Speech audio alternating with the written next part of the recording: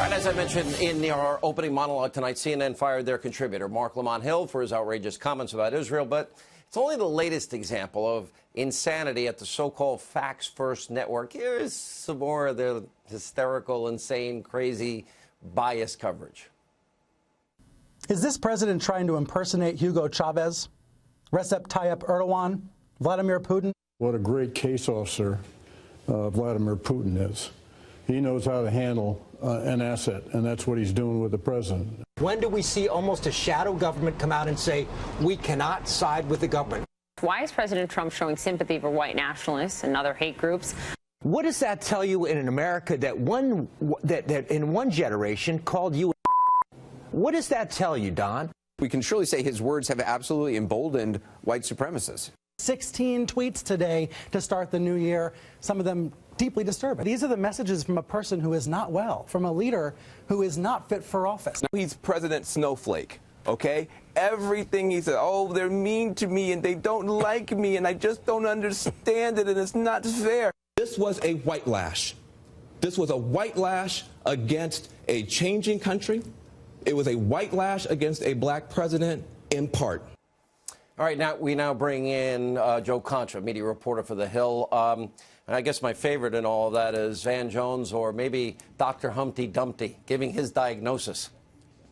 Yeah, I don't think we should ever really be giving, with somebody, as somebody who's married to a doctor, you probably don't want to play a doctor on TV when you're basically, doing a diagnosis from afar. Yeah, that's never a good look.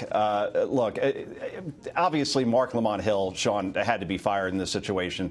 You mentioned it before. Free Palestine from the river to the sea. That's right out of a Hamas script that calls for the annihilation of Israel. No question about it. I'm not big on firings and in these sort of situations, but this was unavoidable. But here's the thing. CNN has somewhere to around 40 to 50 contributors underneath their umbrella. So firing Marc Lamont Hill isn't that hard of a thing to do because you have 3-4 dozen other people you could just plug in there. The other bigger names that you showed during that montage, people that are on the air more, people that are anchors on that network or host shows, they're a lot harder to fire in these situations. I'm not calling for them to be fired because, look, if we were to fire every single person that called the president a racist or a fascist or questioned his mental health on national television, 90% of this industry would be working at Walmart for the holidays. Yeah. I am arguing it's literally almost every second of every minute, of every hour, of every day. Stormy, stormy, stormy. Russia, Russia, Russia. S-hole, S-hole, S-hole. Michael Avenatti TV. It's not anymore.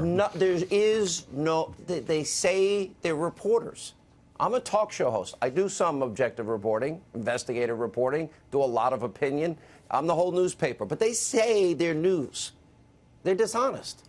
Well, then that's the thing, right? I mean, if we were to talk about, say, a Don Lemon, for example, he's called an anchor on the network. He's somebody who gives opinions. It gets confusing after a while. Same thing with Anderson Cooper or Chris Cuomo. They are anchors. Therefore, they should be on there asking questions and gathering information, or Jim Acosta at White House briefings, asking questions, gathering information. Instead, all of these people share their innermost feelings on certain topics, their emotions. They debate in certain situations, and that's not what the job is. And I think that's where mistrust comes to within people watching at home and watching the media. They don't know who the anchors are from the opinion people, from the pundits anymore. And then when they hear any of these people when they hear a side being given, then they don't know what to conclude from that because it sounds like you're trying to draw the viewer to a conclusion instead of letting them draw their own conclusions. And I think that's a big problem in our industry right now, no question.